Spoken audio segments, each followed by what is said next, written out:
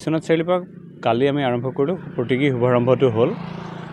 এই যাত্ৰাৰ উদ্দেশ্য হৈছে সাংবাদিকৰ সামাজিক সুৰক্ষা আৰু এটা বিষয় এতিয়া এইটো গোটেই পৃথিৱীৰ কাৰণে খুব চিন্তনীয় কথা হৈছে ক্লাইমেট চাইলেঞ্চ বুলি কয়, মানে জলবায়ুৰ নিষ্ক্ৰিয়তা বা জলবায়ুৰ নীৰৱতা।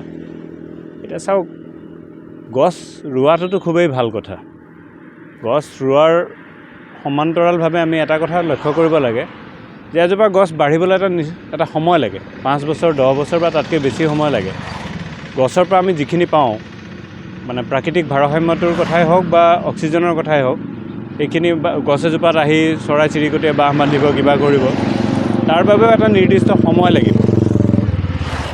5-10 বছৰ বা 25-30 বছৰ লাগিব এজোপা ভাল পুৰঠ গছ হৈ উঠিবলৈ। এতিয়া আমি এইকাৰণে কওঁ যে যিবিলাক পুৰণি গছ আছে সেইবিলাক গছ যধে মধে কাটিব নালাগে।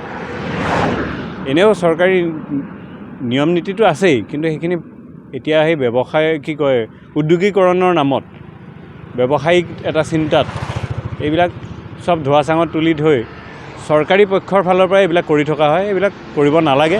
এই ক্লাইমেট চাইলেঞ্চৰ বিষয়ে এটা সজাগতাৰ সৃষ্টি হওক, ৰাইজে কথাবিলাক বুজক, ৰাইজে কথাবিলাক তুলি ধৰক, কাৰণ এইখিনি আমি ভুক্তভোগী আমি হ'বলগীয়া হয়, গোটেই সমাজখনে ইয়াৰ কাৰণে ভুক্তভোগী হ'বলগীয়া হয়, উঠি অহা প্ৰজন্ম। আৰু সাংবাদিকৰ সামাজিক সুৰক্ষাৰ বিষয়টোত মই আকৌ কওঁ যে সাংবাদিকসকলে ফ্ৰণ্টলাইন ৱৰ্কাৰ হিচাপে যুদ্ধৰ সময়তে হওক, ক'ভিডৰ সময়তে হওক, মহামাৰীৰ সময়তে হওক, সকলো সময়তে আহি ৰাইজৰ দুখ দুৰ্দশা, ভাল বেয়া এইটো সেইটো সকলো বাবাতৰি দি থাকে। কেতিয়াবাতো সাংবাদিকৰো কিছু সুবিধা অসুবিধা হ'ব পাৰে, সাংবাদিকৰোতো কিছু অধিকাৰ আছে। এই কথাখিনিক লৈ যিখিনি নীতি নিয়ম আছে সেইখিনি নীতি নিয়ম মতে কামবিলাক হওক।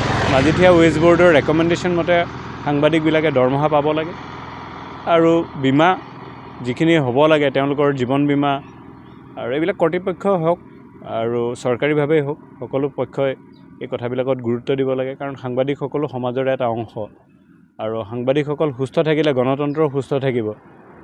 আমাৰ সকলো ফালৰ পৰাই কথাবিলাক ভাল হৈ থাকিব বুলি আশা কৰোঁ। মই নিজে সাংবাদিক হিচাপে কাম কৰিছিলোঁ, গতিকে মই মোৰ নিজৰ বিষয় বুলি ভাবোঁ সাংবাদিকৰ সামাজিক সুৰক্ষাৰ কথাটো।